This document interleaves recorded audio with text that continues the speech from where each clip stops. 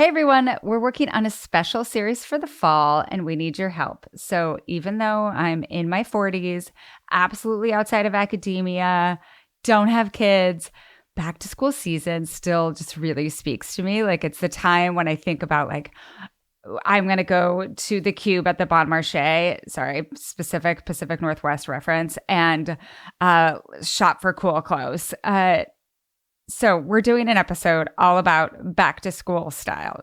You don't have to be going back to school. You can just like share these feelings with me. So we're going to do one episode on personal style. So whether you want to interrogate the notion, whether you want help figuring yours out, you can go in any direction here. We're also doing one on viral clothing trends. So if there is an object that you're like, how did this suddenly get everywhere? How did this become the item?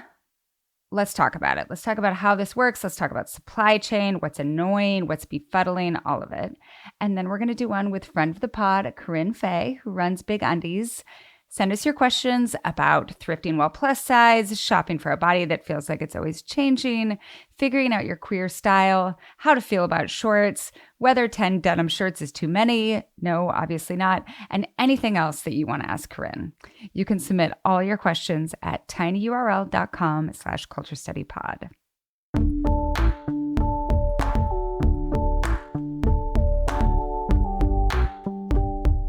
This is the Culture Study Podcast, and I'm Anna Helen Peterson. Hi, everyone. I'm Lindsay Krause. I'm the author of The Case for Quitting, which is about the surprising benefits of opting out. Tell me about something that you wish you'd quit and didn't. I mean, I was thinking about that a lot as I was writing this book. It's a difficult question because so much of where we come in our lives has to do with what we stick with. And so you can't actually take it away, right? Totally. But at the same time, I grew up, I think part of what kind of made me successful as a kid was sticking with things. But I also learned the wrong lesson, I think, from doing that. And that was part of why I wrote this book, that even when I was playing the clarinet as a kid, I was terrible at clarinet and I was bad at it. And I stuck with it. And what I didn't realize when I was doing that was all the different things that I was not doing instead that I might have been better at. And so I think that as I was writing this book, I thought a lot about those things where I thought it was so virtuous and almost like heroic that I was sticking with these things that I hated and that I was never even going to be good at anyway. Like there was no point. How about you? Yeah. No, and this actually, I think, touches on a fundamental misunderstanding, at least American misunderstanding about quitting, that like when you quit something, then you suddenly are like doing nothing, right? Mm-hmm. That like quitting means nothingness instead of quitting opens you up to other things. Absolutely. That quitting is a transition. I mean, I've been dealing with that right now. Like I'm self-employed, right? I have like my own job. I'm publishing a book, promoting a book. And then after that, I actually don't know exactly what's next. I have some ideas.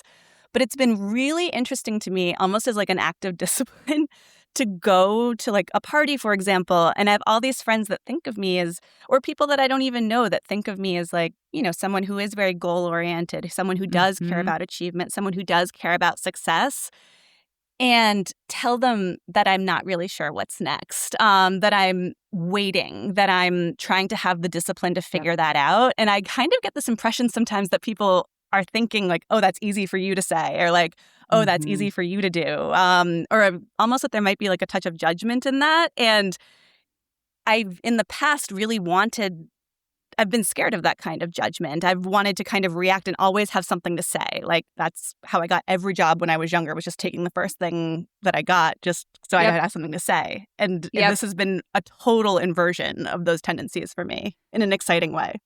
I think that for high achievers like you and I, this is such a crucial conversation because like part of the reason I went to grad school was so that I could have like an immediate thing that I was doing in a pathway that was very legible to me so that like I wouldn't have to worry about that liminal space of nothingness. And there are some people who feel very comfortable in that space. And I've been jealous of them for a very long time. The same way I think like everyone is jealous of people who just have like fundamentally different personalities. I'm like, must be nice to be so chill and not terrified of like not having a job all the time. Yeah.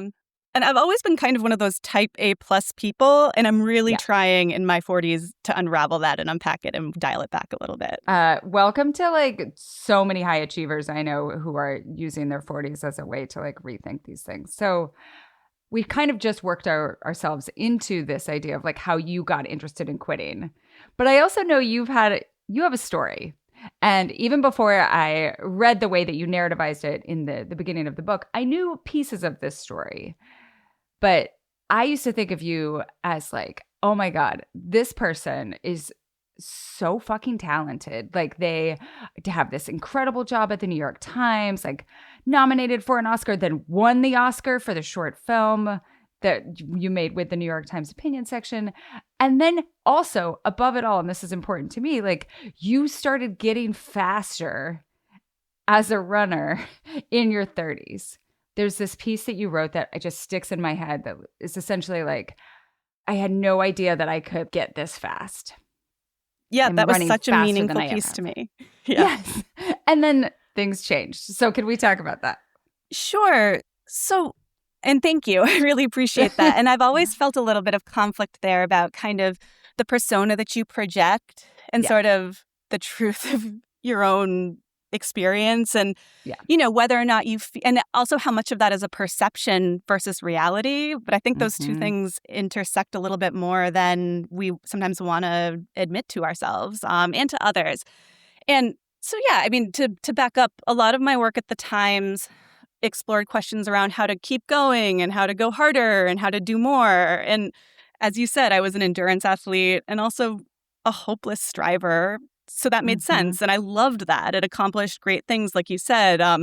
Especially, I mean, it was incredibly rewarding to me that when my reporting on women's sports, which was something that I really cared about, but wasn't always kind of at the center of the conversation, it really did in some ways help reform the industry. Like when I helped elevate women Olympians' voices to bring maternity rights to pregnant athletes, sponsored by Nike. I mean, that was like a watershed moment to me of, oh, this can work. Like hard work works.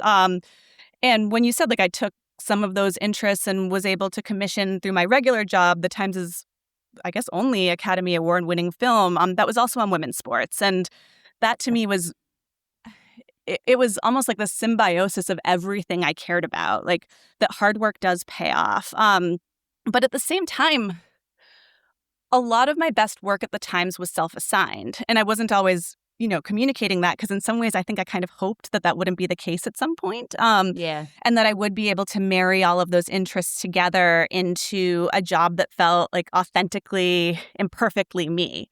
I think that entrepreneurialism was harder to do at an institution than I wished. But it was so rewarding when it did work. Yeah. But I think as things started to go on, I mean, and it was the pandemic. I was starting to have kids, starting to, evolve my life in other ways, as most of us do as we get older in one way or another. I think for me, that approach was starting to feel a little tired. Like I was starting to spin. I was starting to feel stuck. And then worse, as you said, it stopped working. And that to me was awful. Like it was humiliating. It was really perplexing, and I couldn't figure out what was wrong. Like I was exhausted, and the worst part was like I wasn't even doing work that I was really proud of anymore. And so this book kind of started from that point where instead of continuing to explore new ways to continue, I guess I just started to ask the opposite question for myself and also for other people like me, which was when and why might it be better to stop? I talked to so many people about this from all different perspectives, and I think really changed my perspective on ambition and striving, but also, as you said, America's a real aversion, and I think a really unhealthy aversion to quitting, and really started to think about why I had those aversions, but also how could I think in a different and maybe better way. Yeah, and in this, this book is really in conversation with and almost feels like a great accompaniment to my piece and my work on burnout. Like the thing that I really struggled to ever arrive at when I was doing that work is like, you could quit, right? Still, even as I was working through all of these reasons why people in our generation, people in previous generations have reached these places of burnout, which are in part like the result of some personal decisions, but also some more systemic and societal reasons. Some people, like when I was doing press for the book, they're like, well, what are the coping strategies for burnout? It's always like, how do you keep actually doing the thing? How do you avoid quitting? Exactly. Mm-hmm. And even when I like would talk about quitting, or like, what if we could have more space for like long-term sabbaticals, those sorts of things that aren't quitting per se, but like more persistent retreat. It's like, well, that's not possible. Right? Like that's not an option.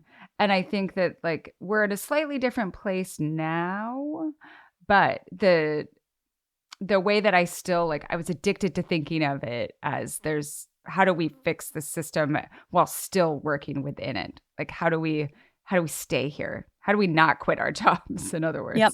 Absolutely. And I mean, I think that was the first time we connected. I reached out to you when I read that, and it connected dots for me about my own life and helped give me a vocabulary in a way of actually thinking about things that I was already feeling, that I was able to suppress at the time. I think partly because work really was my life at the time. And even, Same. it all fed off each other in this really productive way. But I think I had this feeling of what was looming for me. And again, that piece gave me this vocabulary for it. And I think what you just said about addiction is so important. Like, I think for me, work was a compulsion. It was more than just healthy. It was work for the sake of work itself rather than what the work was necessarily producing for me. And I think that's where that exhaustion starts to come from. And I was not able or even aware that I should be trying to moderate that work. I just thought work is virtue, work is life. And it did not occur to me that work should exist to support the rest of my life rather than the opposite. Well, and work felt good. It felt safe. Mm-hmm. Yep. Even when it felt bad. Like I always talk about this in grad school. We had a mantra of like, everything that feels good is bad, like, because you're not working. Every addiction like, if you're feels having good. Fun. Yeah, but everything that's bad feels good because you're like, I'm doing the good thing.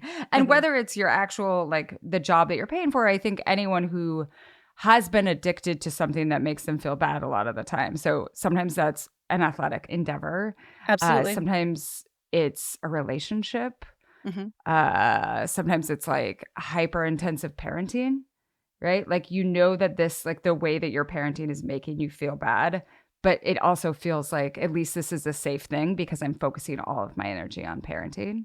Yeah. And I think it also acts like a pacifier. It helps us, whatever it is that's attracting us, that we're focusing on, helps distract us from that other thing that's driving us to be that we want to be distracted from. It's right. Really harmful. Well, and that's the thing too, is like when we frame quitting as uniquely negative, we don't have a lot of space to think about how not quitting is a way to shield us from like the deep sadness that's hiding with it.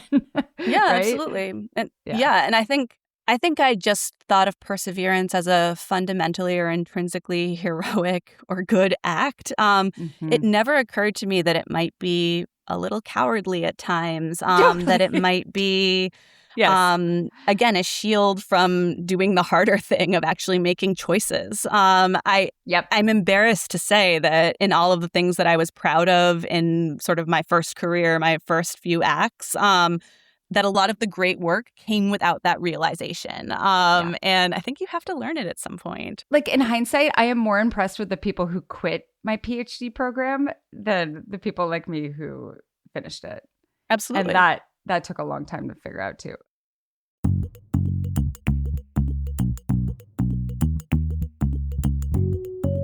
The Culture Study podcast is sponsored by Wild Alaskan Company. So, Melody, you had some fish recently.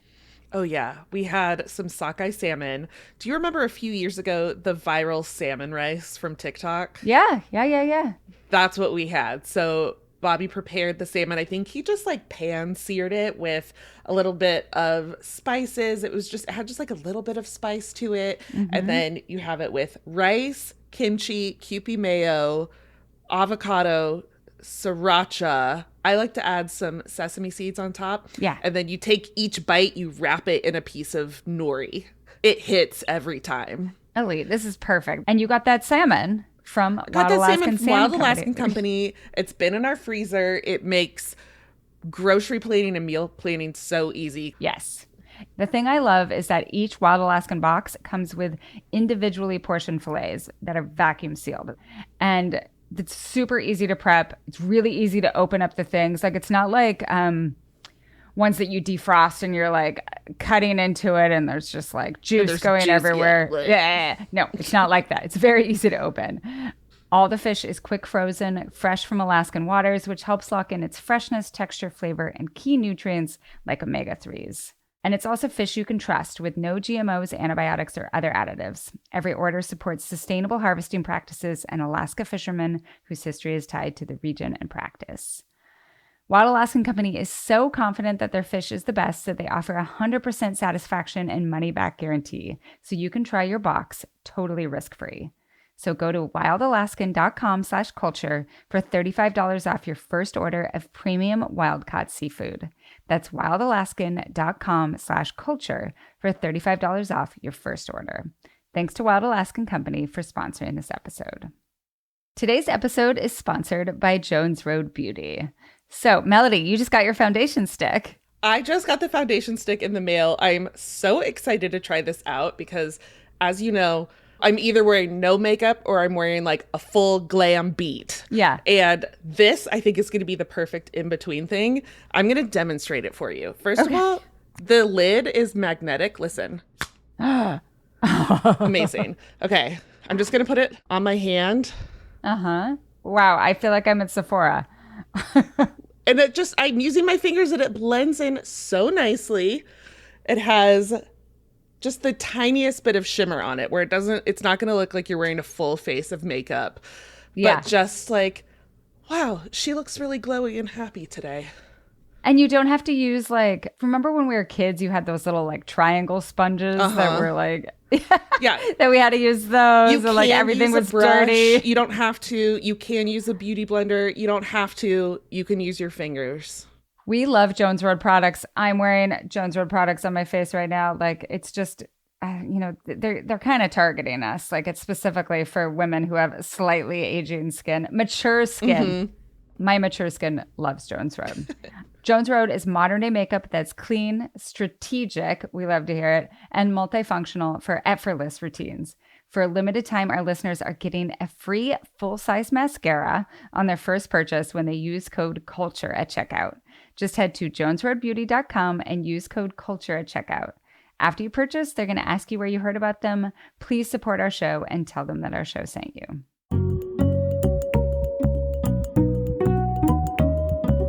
Okay, we have to get to the questions, which are going to allow us to parse a lot more here. So the first question is about grit, and it comes from Lizzie. How do we reconcile the benefits of quitting with the research on grit? It seems that the answer to, should I quit or keep going, is often, it depends. I'd love to hear more about what our answer depends on. How should we complete the sentence? Knowing whether to quit or persevere depends on ... Love this question. What a great framework. Instead of just being how do we reconcile perseverance and grit? They're okay, let's set up for a way to address this. First of all, I think we should lay out how popular grit as a theoretical concept has become in the self-help industry over the last, 15 years. Yeah. So I think that grit is wonderful. Grit, passion plus perseverance equals that is what grit is. And that often brings us to transcendently good work. I have experienced that in my own life. You obviously have too. And many of us strivers have. And I think the challenge there is not knowing when to turn it off. I mean, that's exactly what this question sets up, right? And so I completely agree with Lizzie's frustration, and I share it. I have had that question. Well, I think in some ways that was the organizing question of this book. This book is for the hopeless, heroic striver who does not know how to turn off their ability to grind. And I think so often our ability to grind almost becomes a command to do it. Yes. Our ability to persevere means that we should. I have a whole chapter in this book about how, in particular, this is something that women face, and I've been obsessed with this for a really long time. Yes. But I think the way that I'd finish that sentence is knowing whether to quit or persevere depends on the reasons why you are continuing. And I think this is what we were just talking about. Like, so are you continuing because you love what you're doing, regardless of the outcome? Or are you continuing because you're afraid of confronting what might happen if you stop? So if outcomes do matter, another way to think about whether to persevere is by assessing your progress. So are you continuing despite the fact that instead of getting closer to your goal over time, you are actually getting farther away? I think this is something that high achievers really struggle with because we see the success stories, right? Like we just believe that we are going to be the exception without necessarily noting what reality is telling us and losing precious time that we might be able to devote to something else. I also think that, well, you could ask yourself, do you keep moving the goalpost of what it would take to abandon the quest? Like, if I just finish this assignment or if I just hit this number, then I can quit. But it's just never enough because then I think you might also consider quitting. And this is a maddening answer, but I found it reassuring because I'd never heard of this before. So neuroscience shows that our brains actually signal futility to us much more than we realize. And this is true in these small animals called zebrafish. Zebrafish are these tiny fish that scientists have realized they can actually rewrite their genetic code and they can see inside of their brains. So that means you can literally watch them think. And so this is transforming scientists' understanding of impulses around futility and when and how we should quit. This was fascinating to me. One of my roommates actually persevered through her PhD program to go study these zebrafish as well. My ex-boyfriend worked with a lot of people who studied zebrafish. So I have a little bit of familiarity. It's so interesting. Yeah, it's fascinating. And so I talked to the head at this of this science institute called Genelia, and he was saying that basically zebrafish, they understand intrinsically how and why we quit, but humans have learned to suppress these quitting cues with all of this grit and all of our heroic perseverance. So I think one final way to think about if you should persevere or to quit doesn't actually involve much thinking at all, because if we really listen to ourselves, we already know. Well, but okay, this is the hard thing, right? Is that like so much of the messaging on like what builds character is suppressing those cues that you should quit. And like all the time when I'm running distance, all the time my body's like, wouldn't you rather be sleeping? Yep, absolutely. But, and I think about the end goal instead of like the moment of like exactly how my body is feeling in that moment. So I still struggle with it. No, I completely agree with you. And also as an endurance runner, I have been there many a time. And I think what I didn't understand sometimes about training in my first round, I mean, for me, it's been about 5 years on and off of just kind of like trying to get it back into it. So I think in some ways I'm actually dealing with this question right now of like trying to motivate myself to keep going, but also trying to stop before I hit an injury. And so I think there are two things there. One is, another core thesis of this book is that our strengths are our weaknesses, or they can quickly become our weaknesses. They can flip very quickly. And I know I've hit this a lot in my life, that my strength is to persevere, and it can flip very quickly into a weakness, which is that I sabotage myself by trying too hard and ignoring those cues. And I think you really have to think about that when you're persevering and instinctively you know you're getting to that point where it's flipping, but you just want to get like right to it. And then you only know in hindsight that you crossed that threshold. So that's one thing. And I think the other thing when it comes to perseverance is, and I was thinking about this like when I was starting to feel a little stuck at work, it's what else, like hard work just feels kind of the same no matter what, right? But it can really flip very quickly into working pointlessly hard. And the feeling is the same of like putting all this work into something, but you forget that you might want to be putting all of that effort into something with more of a payback, or at least that you enjoy more, or that has momentum, or does get you what you want. I mean, again, thinking about if you're working to achieve a goal or if you're just working because you love it, if the goal is the point, which like sometimes that is what success is, right? Like you can fail, you can succeed. Sometimes you really want to succeed. If your work isn't getting you there, you should quit. Like you should just quit and put your energy and drive into something else. This is the thing where like I can understand this so easily when it comes to like exercise science. Like I know how overtraining, like you actually see diminishing returns and you start to feel like crap and like you could feel it in your body. But then where I think a lot of people fail to see it as much is like in a work situation. Yes. Where especially if the confines of either your industry or your workplace mean that it doesn't matter how hard you work, those confines, like you're not going to break down those like stone walls. Yeah. There's no scaling them. And so you're just going to like continue to ricochet around them with your energy like diminishing slowly over time. And then you get demoralized and pissed off and angry and bitter. Yes, that is actually what happens. I completely agree. And I think that's another important thing here for gritty people to recognize. And this was an epiphany for me. It's that past success can bias high performers from recognizing futility or when their work isn't working. Yeah. And so it can keep us investing energy in a failing cause. And I don't know why that wasn't obvious to me, but it wasn't. And I do think especially high achievers need to hear that. And probably also especially women who are kind of rule followers more typically and kind of, continue. Women are very good at continuing. And I think just even understanding that we may be biased towards making decisions that don't actually serve us or even serve the goal that we're trying to achieve is an important thing to understand. I just feel like you're just like reading me for filth this entire conversation. No, I mean, everything you write, I'm just like, oh, this is my diary. Hi. Yeah. So why do women specifically have a tough time quitting, do you think? And I know you have like a whole chapter about this. Yeah. Basically, women are amazing at persevering. Especially when situations get hard. I mean, I first kind of noticed this for myself. Obviously, I'm an endurance athlete, but I was watching the Boston Marathon in 2018 when it was horrific conditions and realized kind of intuitively, and then the math played out, that women finished at considerably higher rates than men. And I wrote a whole article for the New York Times about kind of why that might be. And there are physical reasons. Women have more body fat than men typically. There are a lot of psychological reasons that are really interesting. Women are better at withstanding pain.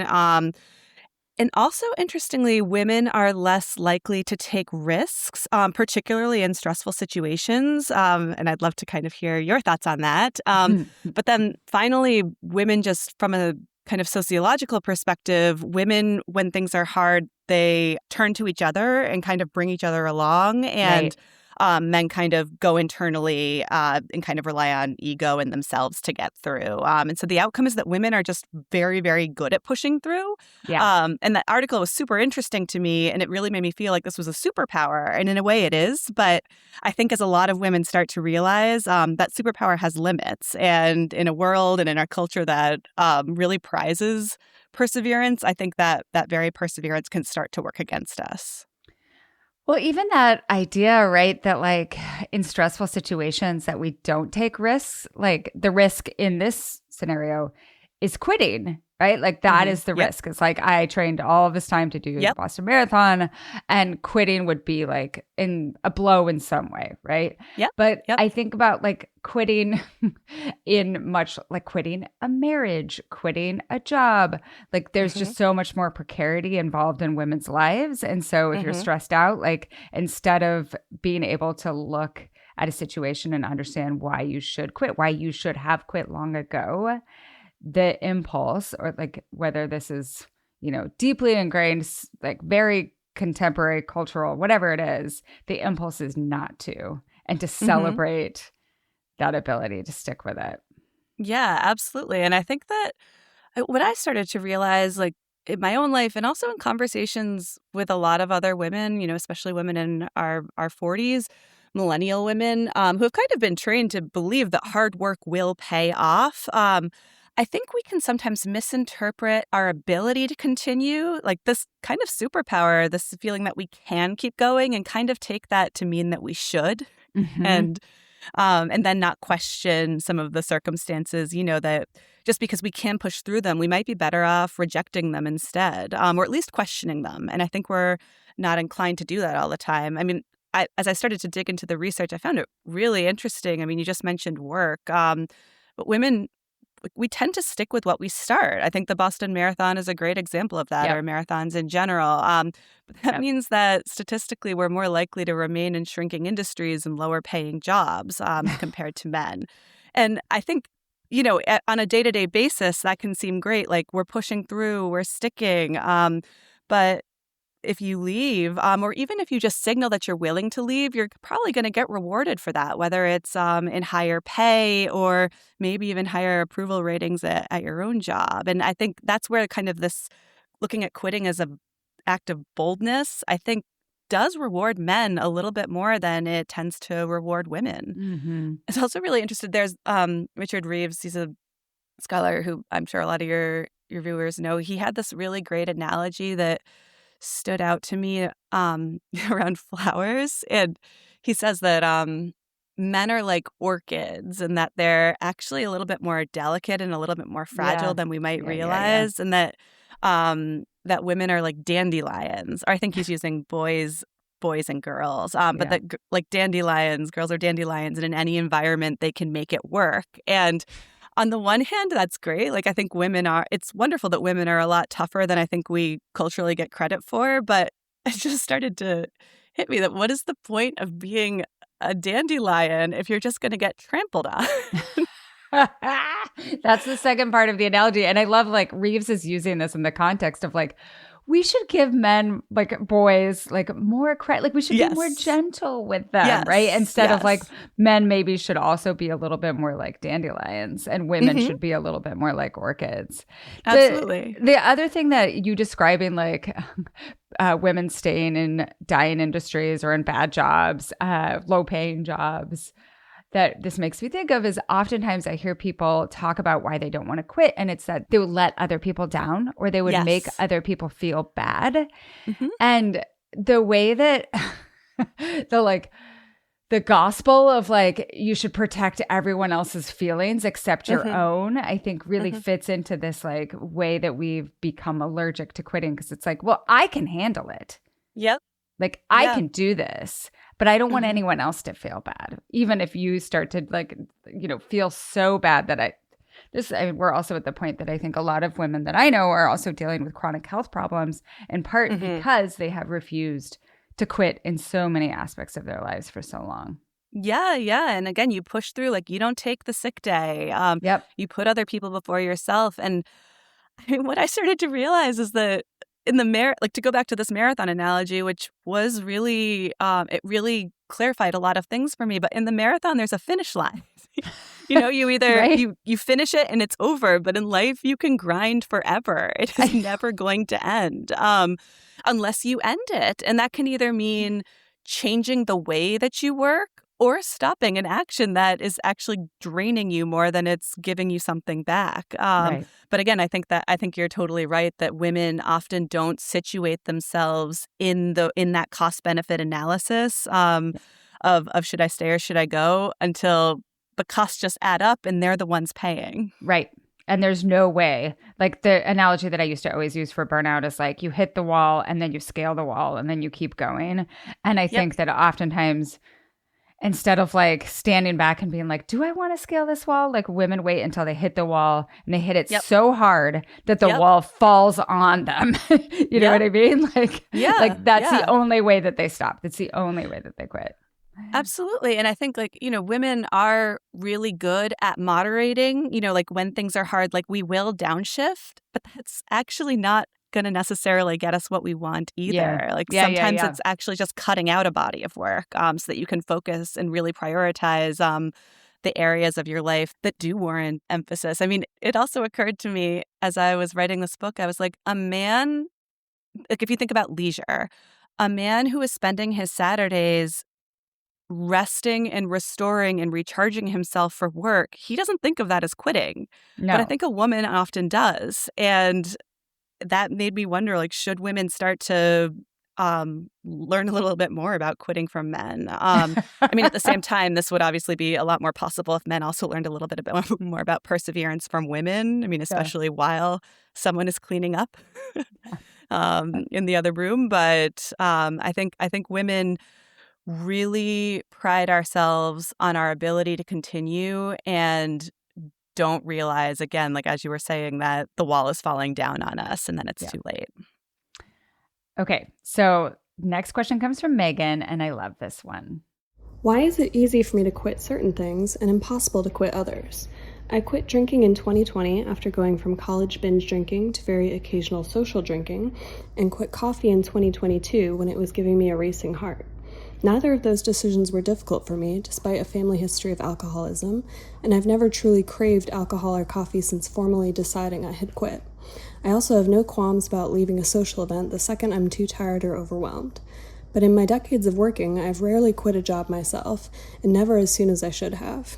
If I hadn't been laid off from my $12 an hour bookstore manager job, I think I would still be there. My previous HR job had a shitty head boss and a revolving door of employees, but I would still be there if my coworker hadn't found another really good job for me to apply for. Why does my ease in quitting certain things not translate into the workplace? I have some thoughts on this, but I want to hear your reaction first. Sure. Well, I mean, this is a terrific question. And first of all, I want to congratulate you for your ability to quit vices, which are pretty objectively harmful. Not everybody is able to do that. And I'm sure would really envy your ability to do that.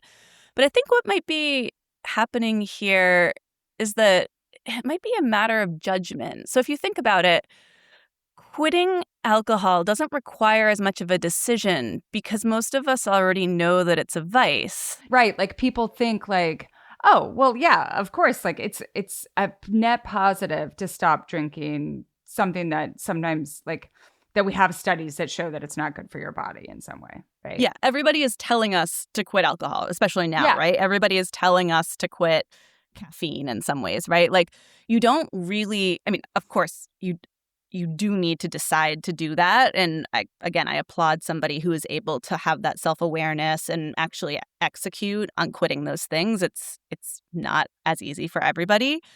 But again, everybody knows that we probably should at least moderate or reduce our drinking. And also, again, here's where judgment comes in, because I think few people that care about us would judge us for quitting drinking, for example, or even coffee. Right. But like quitting, it would be very gauche to be like, oh my gosh. Like, yeah. Like then it's a bad friend if they're like, no, do the shot with me. Like that's not what we're looking for here. But I think the difference between what you're talking about, you know, as the second part of the parallel that you're drawing is that quitting things that we've been told are virtuous, like a job, for example, and are by many popular values good and responsible things to have. I mean, this is what my book was about. It was about quitting things that we think we should be doing and that we might be judged for. These are also things where people may be relying on us. And this is where we can always procrastinate that decision to quit because they're not objectively bad things. These things are harder to quit, I think, because we don't even know if we should. And so here I found observations by the decision-making expert Annie Duke to be helpful. And she says that quitting on time usually feels like quitting too early in the moment. And so that makes it easy to procrastinate. And I think you should also think about the reasons why we stay in things that we start that we do think are good. Like that's why we start them. Obviously, alcohol would not be part of this. But like the sunk cost fallacy makes it get harder to lose all the time that we've already invested in something. And ironically, the longer we stay in it, like a job, it only gets harder to leave. And then, of course, there's the uncertainty of what we might get if we do leave. That looms larger in our minds than the comfort of staying in the scenario that we already know, even if it's one where we're not thriving. And so it takes like almost like a different kind of discipline to stay. And I think that discipline can convince ourselves that, you know, we're doing the hard thing, that we're doing the good thing, when actually the harder thing would be to make that decision to leave, especially if the thing that we're grinding through and trying to stay at is one where we're not thriving. And I mean, I think the good news is that these things are biases. they're lies that our brains tell ourselves. They're not fundamental truths. And studies show that people who do overcome these biases and do quit are happy with their decision to do so in the end. But I think understanding that, we think that the hard work that we're putting into staying means that we're doing the right thing. That's not true. I think this all is a much more textured understanding than what my initial response or thought was, which is that things like quitting alcohol, quitting coffee, quitting a social situation, they don't have these overarching effects or responsibility. There's not responsibilities to others. They're not as enmeshed. That's they don't the other involve part of it. Pleasing others. And the job, though, you have to have that really uncomfortable conversation with someone to quit a job. There are things where it's much more you will be disappointing someone in some way. Yeah, it's the judgment issue. You fear that you're going to be disappointing someone in some way. Yes. So the way that you framed it as judgment, I'm oh, she's scared of other people's reactions. She's very confident in herself. Yeah. I think we even sometimes outsource that judgment to other people. We overweight it in our minds to think about protecting ourselves from the judgment that we might make of ourselves. And again, it just comes down to judgment. Very few people, at least the people that matter, are not going to criticize you or judge you for quitting vices. But for something like a job, or for something, as you said, that people are relying on you, something that seems responsible, something that seems like a good thing to have, those are the harder things to quit because you're technically supposed to keep doing them. And you're worried other people are going to judge you and also yourself. Also, what if you regret it? You don't know. Well, and also interesting that when someone else found another good job for her, she took it, because that's transitioning from one job to another, which also does not have the balance of quitting, right? Yeah. It's oh, I found something else, when in fact it is quitting. You are leaving this job. But there's something that we have come to understand is if you have something else lined up, then that's okay.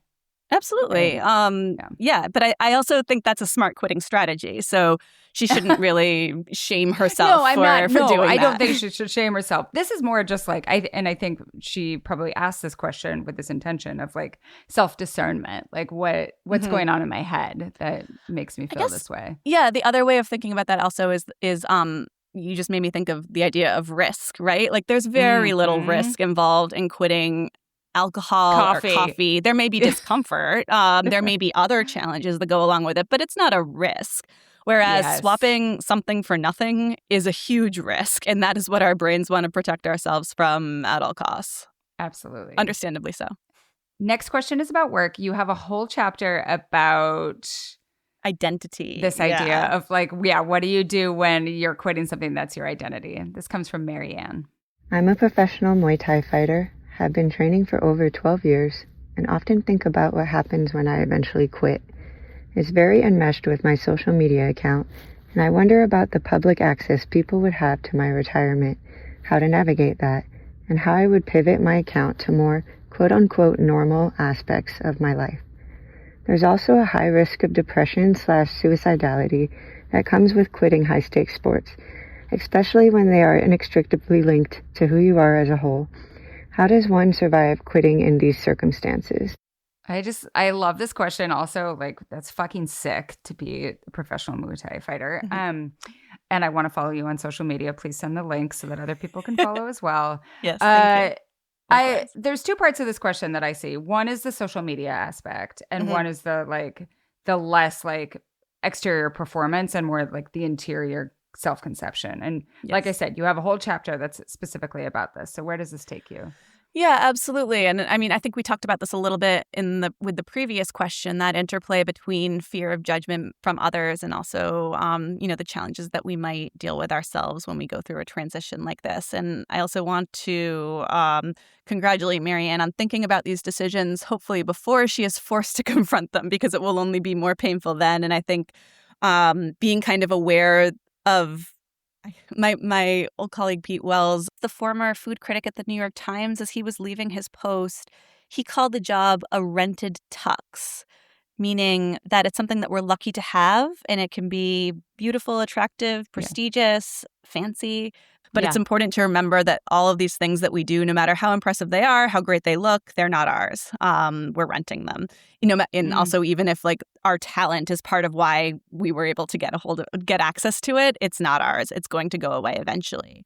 And I think there's something that has always stuck with me. Athletes talk about this a lot, but it's this idea that athletes die twice. And it sounds morose, but so they die the first time, obviously, which is what Marianne is talking about. So when our bodies call the end of our athletic career, and then, of course, the second time when we actually die. And it's inevitable. If you think about it in terms of retirement as terms of like a first death, I think for a lot of people that actually helps like give the gravity that these kinds of transitions actually carry with them. And helps us understand why we feel so conflicted. And in the book, I mean, this is an amazing memoir, but the tennis legend Andre Agassi talks about this ambivalence in his memoir when he described grappling with the end of his athletic career before his last U.S. Open. And he was looking in the mirror and he was saying, please let this be over. But also, I'm not ready for it to be over. And in the memoir, he's just saying that again and again and again. And that's always really stuck with me. Like when you know you need to leave or you need to stop or you just know that it's time, you're also not ready. I mean, we're rarely who's ready to die? Nobody, but we have to. And so even when it's time, we don't like to change who we are. And obviously this is especially true when, as Marianne has said about her social media persona, when we've created a public persona around whatever we do. And I mean, obviously there's a psychological term for this. Psychologists call that stuck feeling we experience after giving up something that's core to how we view ourselves. They call it identity paralysis. And I think that's a really perfect way of putting it. This idea that we feel like we can't move anymore, that we don't even know what to do. Yeah. And it's not just athletes that feel this. I mean, even incarcerated people who long dreamed of, understandably, getting out of prison, they also describe the process of readjusting to their new lives as sometimes excruciatingly difficult. So it's even if you're transitioning to something that's probably objectively better, it's still really difficult. And so all of these people, all of these athletes, all of these people going through a transition, they all have to ask this question, which is like, who are we now? And again, when your sense of identity is tied to a public persona, it's even harder because you're expected to have an answer to that question, even as you're searching for it yourself. Yeah. And so I think it's important to remember that the judgment that we fear facing for stopping and for changing, for growing, I guess in other words, it's often overblown in our minds. And I really love talking to this Cornell psychologist named Tom Gilovich, who talks about something called the spotlight effect, where it's really easy for us to imagine that we're under a spotlight where everyone around us is watching us and judging us. And that's often not true at all. It's another bias. Yeah. I mean, especially and I think what's important here to remember is that that's especially not true for the people who really know us. Yeah. These people, and these are the people that we're going to have to talk about this, like 24 hours a day if you're me. My poor husband. But these people, they care about us for a lot more data points than we're inclined to believe. And of course, in the case of social media, that's a little different. Like you're putting the spotlight on yourself, and those people are following you, and they don't have as many data points. And you may lose some followers, like they're following you for that one side of yourself. But that's another reason not to align our identities with those that we project on social media. The people that watch us are not the same as the people who care about us. And we need to live for them, like the people that care about us, and also for ourselves. So that to me helps a lot. But I mean, what do you think, Anne? Yeah, no, I think that there is this real desire, and I see this on social media, to really narrativize shifts in life, right? So make kind of like a neat pivot in whatever your life is doing, and to somehow explain that in a way that makes sense to people. But it doesn't have to be that way. Like you can just totally change. And I respect more of the we'll see what's next. Like, who knows? Like that, kind of what you're doing, trying to figure out. You can also say nothing at all. Like, as I was going through a lot of this stuff, I just stopped posting because I was like, I don't want to communicate this to other people. I just want to think. And I think we shouldn't underestimate the true fact that are followers and the people that are kind of like literally following us, they're giving us very little. They're following us. We don't owe them anything. We might get a lot from that sort of parasocial relationship. Like I know I do. Like I love Instagram for that reason. And I love both putting out content when I want to and also consuming other people's content. Like it's really helped me as like a galvanizer in the past. But when we don't want to do it, we don't have to. And I think people forget that. The thing that I was also thinking about with someone like Marianne is it might be useful as well to just think about like your social media account, at least as it is now. What many people are following is an image of you, right? Like a celebrity image, a star image, a sports image. Yeah. And when that is no longer part of like what you're posting about, you know, if some people stop following it, it doesn't mean that they don't like you. It means that what they were invested in was the sports component. It's not like a judgment on you. And so to kind of distance you, like the living, breathing, loving person from that image is useful. And I know a lot of stars, like, that's why they feel like if they post on social media, like someone else is posting for them and they don't look at the likes, right? They don't look at any of that feedback because, yes, they understand it as part of like their role as a public persona. But as people love to say, like maybe what other people think of you on social media is none of your business, right? Like, yeah, absolutely. The other thing that I would just say is like when I quit academia, the process was long.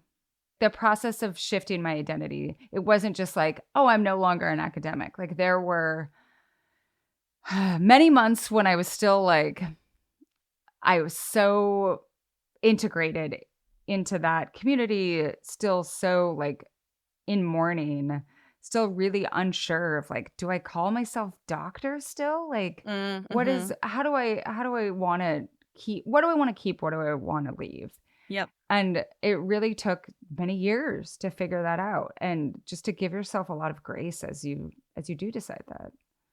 Yeah. And I think one practical way to give yourself grace during that time is, I mean, it can be a cliche, but I have to tell myself this all the time. And I think it's important to remember that who we are is more than what we do. And that when we define ourselves in terms of who we are instead of what we do, it makes leaving what we're doing much easier.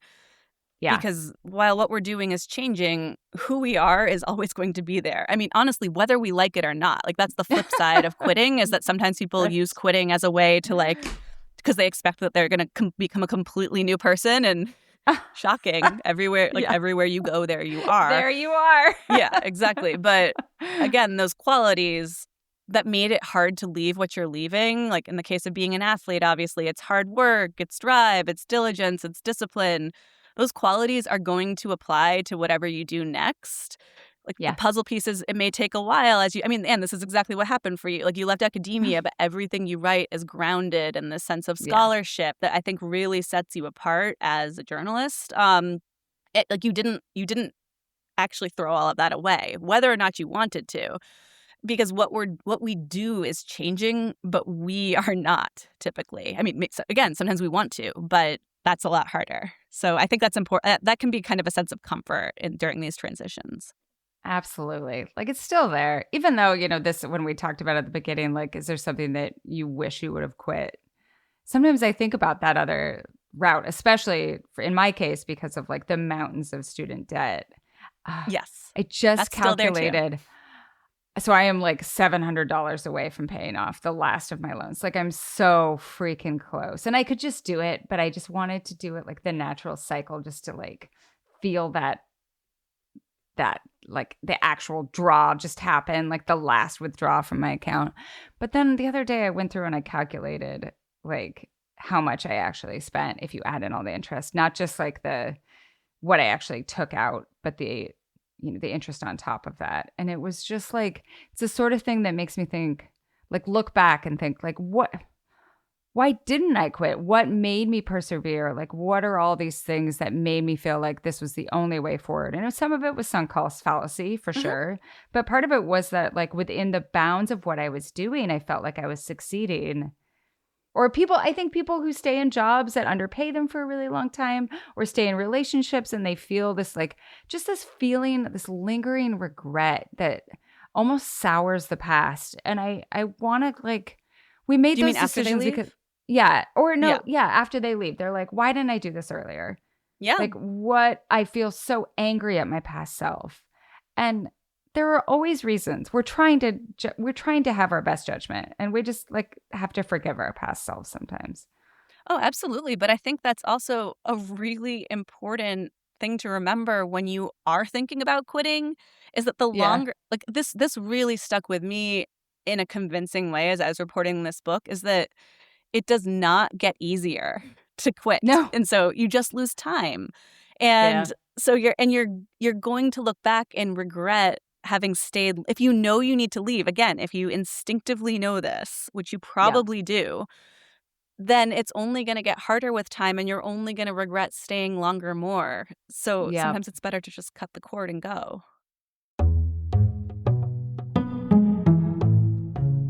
The Culture Study podcast is sponsored by Tumble.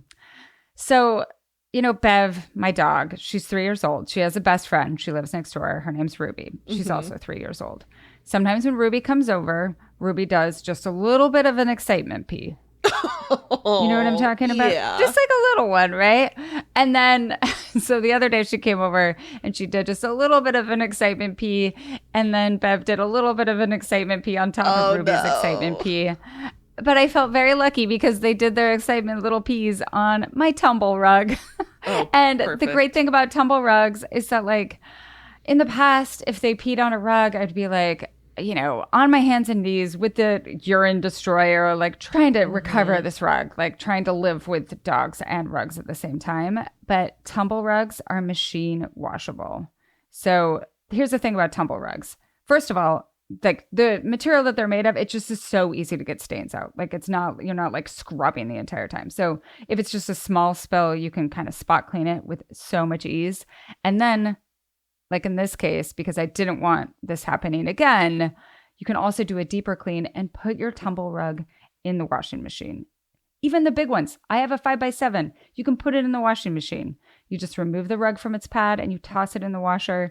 It's amazing. It also gets that living with dogs all the time smell off of the rug in a way that no amount of vacuuming can.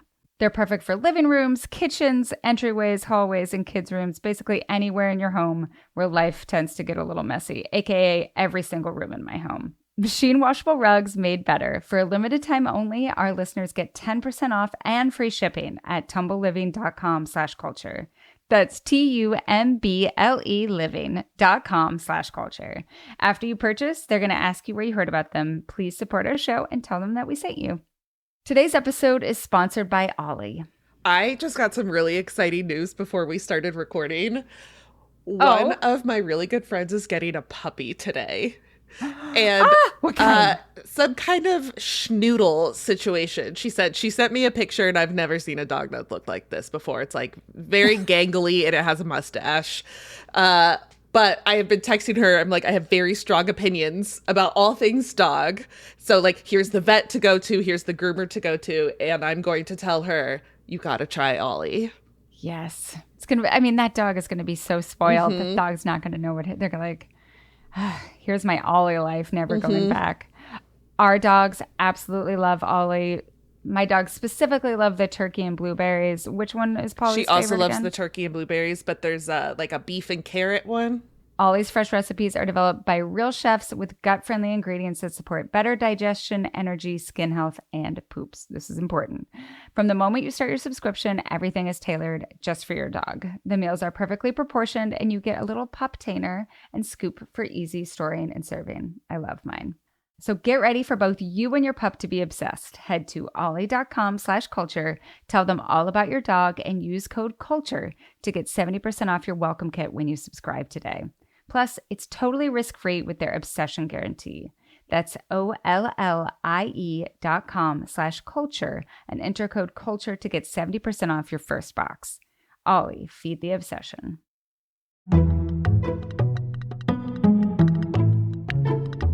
Okay, this next question is about who can afford to quit. And I wanted to to put these two questions together, because one's much more about like the Great Resignation, and is more about like larger questions of like societal and economic privilege, but they seem to be very much in conversation with one another. So the first one comes from Chris. I feel like there was a magical moment during COVID and the Great Resignation where it seemed like workers had a lot of power and it was easy to quit and find jobs whenever one wanted. But now with the AI layoffs, the pendulum has swung the other way, and any impetus that I have to quit or to take a career break is tempered by the sight of dozens of friends who have been unemployed for months. Do you foresee any future where we get back to a more balanced dynamic between employers and employees? And how might we recognize that moment when it arrives? And if jobs stay scarce, how do we adapt to that reality? And the second is from Juliana. How does quitting intersect with privilege? I spent several years and six figures in student loans when I was in my mid-20s to get a master's in occupational therapy. I didn't love the program, but the idea of quitting didn't seem like an option, which is a whole other line of questioning.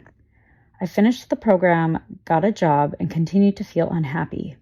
I started temping, picked up a weekend hospital shift, and started a new career hunt. But I did all of this knowing I could fall back on my family if things got tight financially. 10 years on, the quit and pivot was the best thing I've done, but I often wonder if I could have or would have taken that risk without my familial safety net. How do you all think about this issue? All right. So where do you start with these? So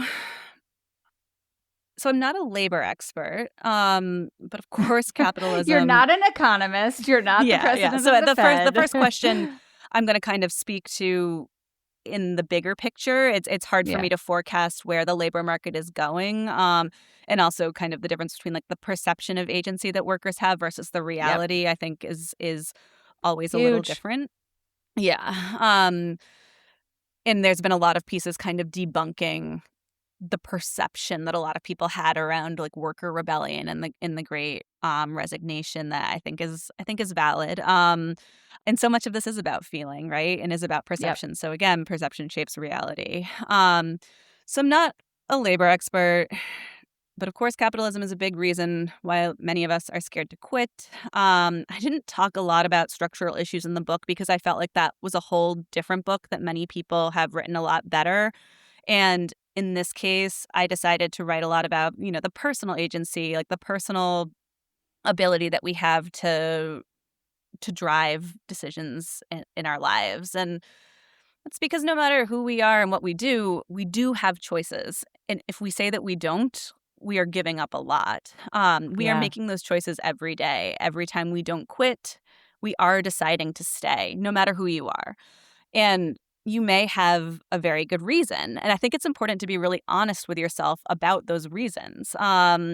Capitalism can be one of those reasons. Like maybe you don't have a lot of job options and you need to support yourself.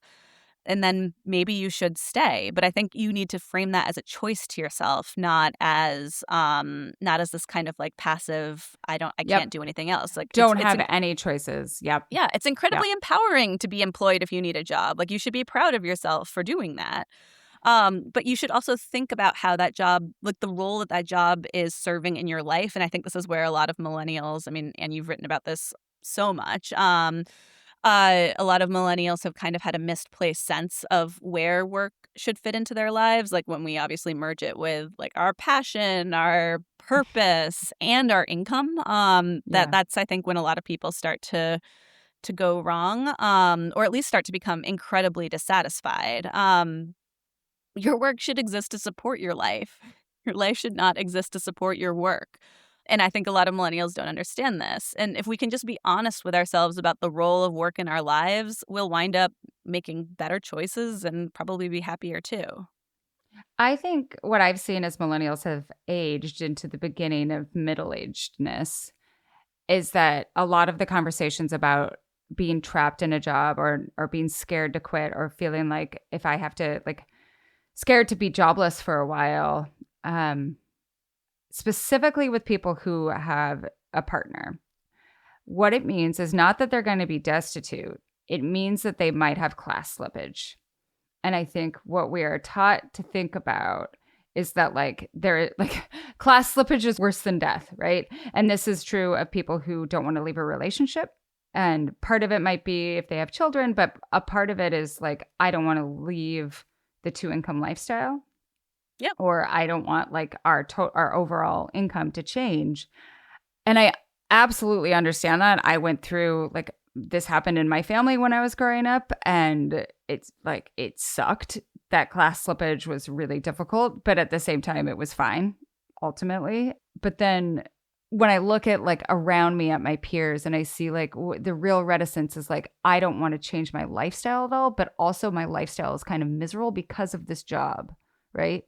Yeah. So it's a catch-22, and I think it's really hard to look at it, like to do, a sort of like pros and cons list the way that we used to if like we're trying to figure out who to go on a date with or something, or which college to go to. Like, it's very difficult to weigh those things against one another. Yeah, and it's really hard to weigh something, or at least to privilege something over nothing. If you're thinking about just quitting without another job, for example, and have truly no idea about what you might want to do next. I mean, the freedom that comes with quitting is one thing, and that can be really great. Like I am very happy right now, feeling kind of like unencumbered and loving this idea of like possibility. But it's important to remember that quitting does not give you direction. It doesn't tell you what to do next. And I think that can be really scary, especially when income and class, as you said, are tied up in those decisions. Like you don't know what's going to happen next, but you also know that you're reliant on parts of what you have right now. But again, I think that comes down to this idea of choice. Like that can be incredibly empowering to say, no, I'm actually making this decision right now. Because many people that can afford to leave don't do it. And I think that, I mean, that kind of gets into the privilege question, I guess, which I think about all the time. There's this story from your book that has stuck with me where you talk about this famous story of this coach in Texas who like essentially like just put his players through the fucking ringer. Like they just had to like do these incredible workouts. Like people were fainting all the time. But the reason you knew that he was great was because he wasn't training his players to be good football players, and he wasn't selecting them just to be good football players. He was selecting them for their like tenacity at life. And the proof was that many of these people grew up to be millionaires. The willingness to suffer. Right. And I'm like, okay, the way that we judge like the success of these people, and this is very just like how we think in America, is that they make a lot of money. And there's no like, what if these people are miserable? Right? Like, what if this guy who like suffered through, like, what if he has a horrible marriage because he's never going to quit it? Right? Yeah. What if he's a horrible boss because he doesn't think, like, he doesn't have empathy for how other people feel in the job? And I just like that understanding that like somehow if you could suffer, then you'll make a lot of money. It just really then is you're inattentive. Is inattentive to these larger questions of like our purpose of life, right? Absolutely, yeah. Just completely. The idea of quitting as antithetical to success is, I mean, that is one thing that in reporting this book, I became convinced is just absolutely not true. And I before would have truly thought that. I mean, I've put up with so many things in my life and been so proud of my willingness to like die trying. And that's actually, I mean, I think it's great to be able to do that. But it is not a command to do it. And oftentimes leaving in favor of something better is by far the smarter decision and the harder decision. Like, which I think, so I think the idea that staying is the hardest thing, like that's just absolutely not true. So I want to end on this question about kids, because this is something I see a ton of, like just this internal debate about should we force the kids to do it versus should we not force the kids to do it? And like kids are soft these days, which has been a discourse for a really long time. And especially since you have young kids, I think it's pretty interesting. So this comes from Sammy. I love quitting. I'm actually a big fan of quitting. I wish I had learned to quit more things sooner. My parents really frowned upon quitting and generally tried to instill a good work ethic in us. But now I have a 5-year-old and I'm not really sure how to approach it. We're really big on bodily autonomy. Like, if it doesn't feel good for your body, you never have to do it. You get to decide how much food to eat because you're in charge of your body. You can decide not to go down the slide if it feels too scary. But I sometimes worry I'm not teaching her how to persevere, how to be brave, how to do hard things, like try a new food or put your face in the water when you're swimming.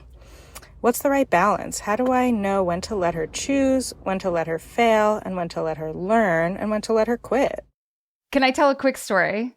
Please. Okay. So when I was a kid, I hated team sports. I still kind of hate team sports. Like I just don't like that accountability to other people in any way. And just like the embarrassment. But I wanted to play soccer. My friends played soccer. I signed up for the soccer team. It's just like, boys and girls club, like very low key. And the day of our very first game, I was in second grade. The day of our very first game, I locked myself in the bathroom and refused to go. Oh my God. And like that's how, and part of this is like I'm shy. Like this is I'm secretly shy. I was not secretly shy when I was young. I was just explicitly shy.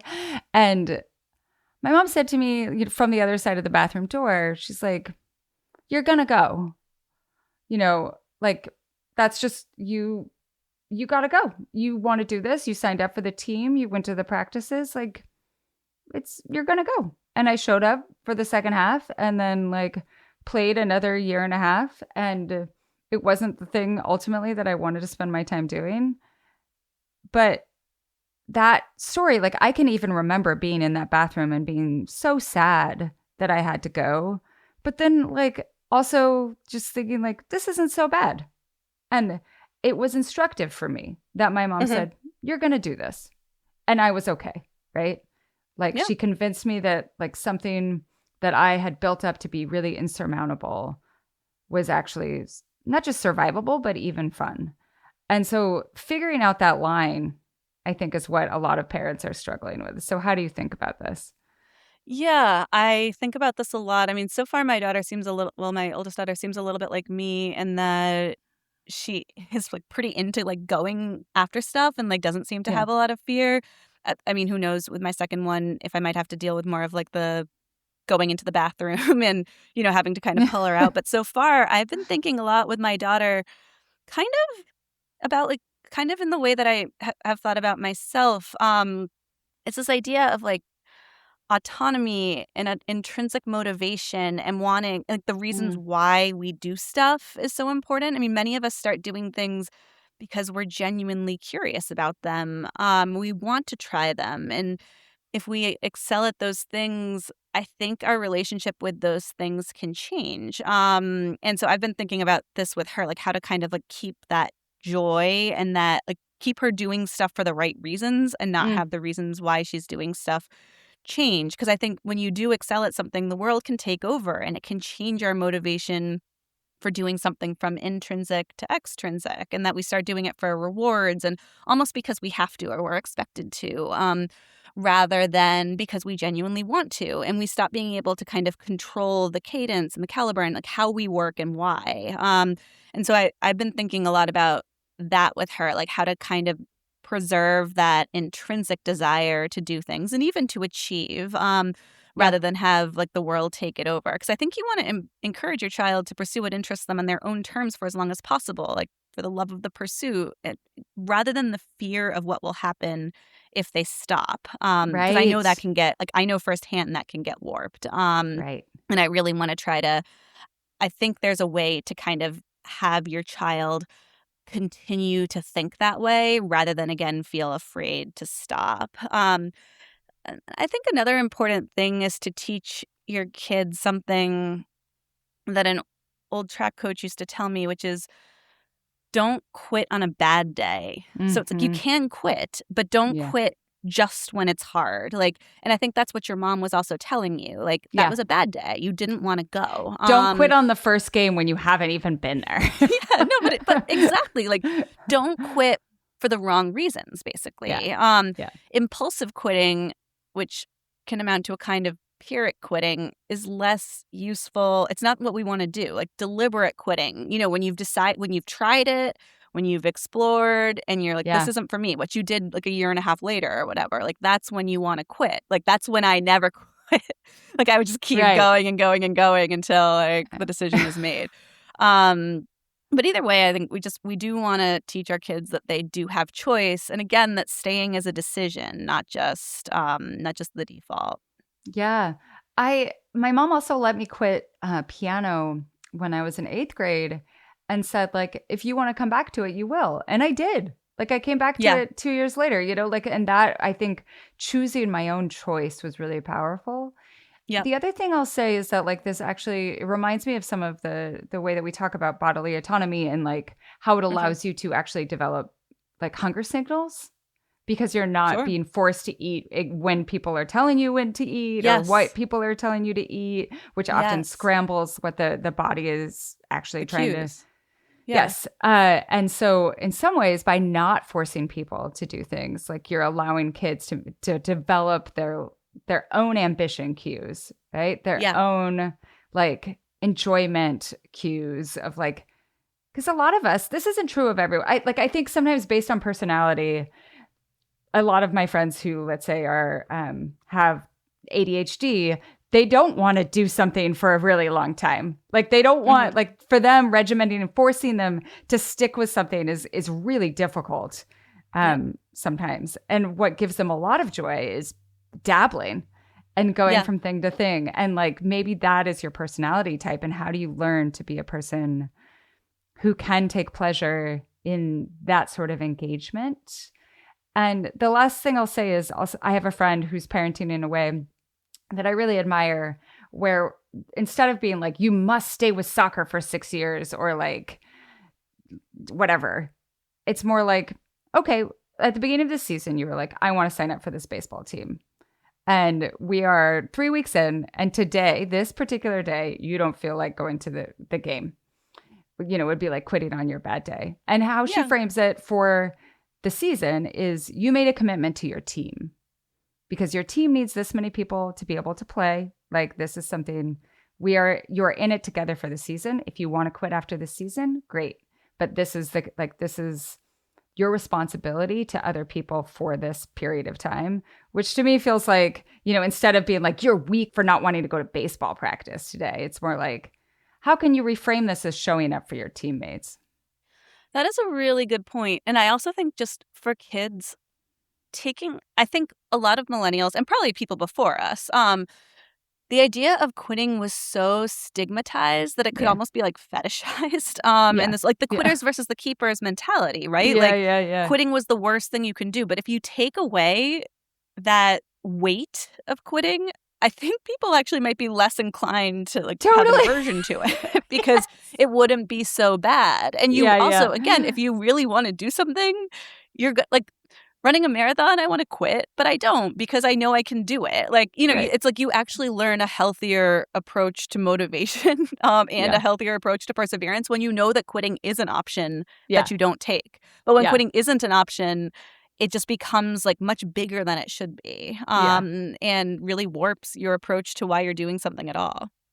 Yeah, I think this is the times when I enjoy running the most are when I start and I'm like, go slow, quit if you want. That's great. Like, I just enter it with this permission structure of like, if you don't want to run these miles, you don't have to do it. And then it's like I'm impressing myself, not pushing past, right? It's just like, I'm choosing this. Oh my God, that's exactly what I do, actually. For me, and I mean, this is a conversation about quitting, not a conversation about how to motivate ourselves. But for me, actually, in coming back from, I would say, like, really 5 years of not really running. And it's not like I'm running, and I'm actually not running obsessively right now, but I would for the first time. You were saying, like, after you left your PhD, like, how do you identify yourself? Like, I feel like I can say in good faith, like, yeah, I'm a runner. Like, I'm running. Like, I'm doing my little local competitive race in a few weeks. Like, I'm doing it. And I think, like, part of how I've been coming back and part of, like, the little mind game that I tell myself is that I don't have to go. That for me is, and I don't know if that's quitting per se. It's like not even starting, but it's working right now. And it's helping me. Like, I really am enjoying it. Like, I'm having a very nice time. And I also don't go every time I would say I'm running like 5 days a week. That's key, is that I think, like, as much as we talk about like these mind games that we play with ourselves to force us to do the run, the one thing that the story that I have to always get away from is like, oh, you're just telling that to yourself, like, so that you'll actually still do the run. You have to sometimes still not do the run. You have to sometimes quit. That is very right? true. People talk about quitting a lot in this way that I think really corrupts our idea of it. And I talk about this in the last chapter of the book, where I think, and this came up a lot with like Alyssa Liu and other like distance runners. It's like this idea that quitting could be like a success hack towards winning, and you really can't think about it that way. Like you truly can't. You really have to stop and have like total uncertainty. You have to go through the stages of grief. You have to really let go of the pursuit, I think, in order to and be okay with not coming back, or being okay with not going out that day. And maybe you do come back later and it's in an exploration oriented way where you actually do realize that you like it again. But that's never going to happen if you kind of had in the back burner that like you were definitely going to come back. It'll just be like, it won't work. Well, this brings us full circle, because what this conversation reminds me is that quitting actually takes a lot of work, especially personal work. You've got to do personal work to like actually hang out in that space, like feel comfortable in that space. It can't just be like a thing that you dangle there to like you got to do the work. And that, and it like, we have to understand that it's not like, this is not something, it's not a negative space. Like I said at the beginning of this episode, like quitting is not laziness. Quitting is taking you in a different direction. Yeah. And I think that's exactly right. And so I think, that's what I'm going through with myself right now. Like there are a lot of habits that I have absorbed and learned and been really proud of in my life that are independent of a job, that are independent of, my hobbies, my pursuits, my relationships. Like they're very core to me. And I think in kind of, people keep asking me like, what did you quit in the course of writing this book? And like, I think sometimes they're disappointed that there's not, this really neat answer of like, I think if you're really going to get the benefits of quitting and letting go of a mindset that for yourself has become pathological, which I think for me, I have no shame in saying that. Like, I think I especially don't have shame in saying it because I know the success that it can bring. I also know the drawbacks that it can bring to yourself. And I think part of maturity is learning about, the strengths of those tendencies and trying to diminish or trying to explore some of those weaknesses and moderate them a little bit. And so it's like you're not quitting for like some other pursuit per se. You're quitting to try to explore who you could be without some of these tendencies that perseverance was doing to you. And I think that's been what I've been trying to do here. But you don't have to communicate that to other people per se. I'm sure I'm doing that sloppily right now. It's just like it can really be like personal work and some of the more valuable work that you could do in your life probably. I think that's a great place to end it. If people want to find more of your work online, or if they want to find the book, where can they find it? You can find me online anywhere. My handle is first last name Lindsay Krause, and you can order my book, The Case for Quitting, anywhere you get your books. Amazing. Thanks for listening to the Culture Study Podcast. Today, paid subscribers got a bonus conversation between Melody and me about Jimothy and viral animals. This is more interesting than you think it will be, I promise. So if you want to support the show and be sure you always get that bonus content, head to patreon.com/culturestudy.